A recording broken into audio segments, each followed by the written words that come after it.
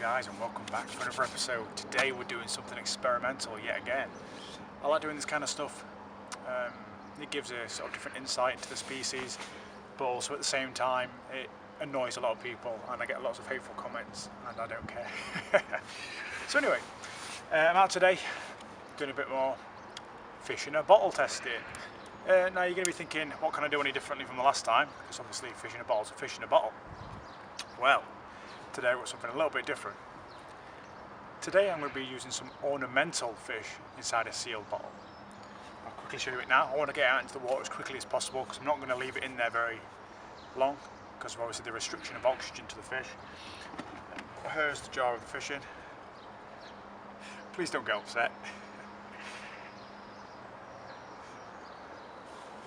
Be very careful there.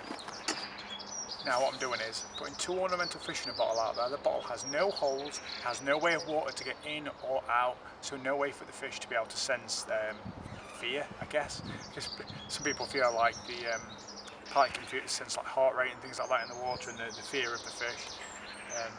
So it's going to be very restricted in that respect. But also the fact that it's not a natural fish that these pike are going to be coming across in the wild. Yeah, they might come across the odd one that someone's dumped illegally in here, but not very many at all.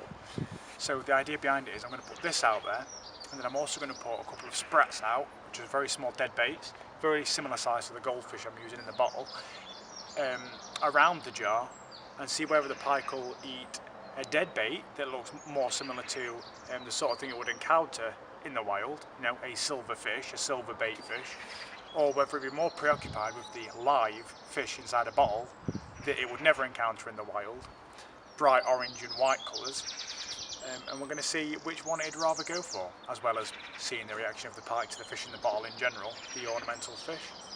So the swim I'm in is very shallow, it's only about a foot deep, so I'm not too worried about there being any ginormous, humongo pike that are going to knock the bottle a mile away. It's very, very, very shallow. Also a little bit of a disclaimer, obviously releasing any kind of household fish and releasing any fish from another water into a different water is completely illegal, as it is cross-contamination.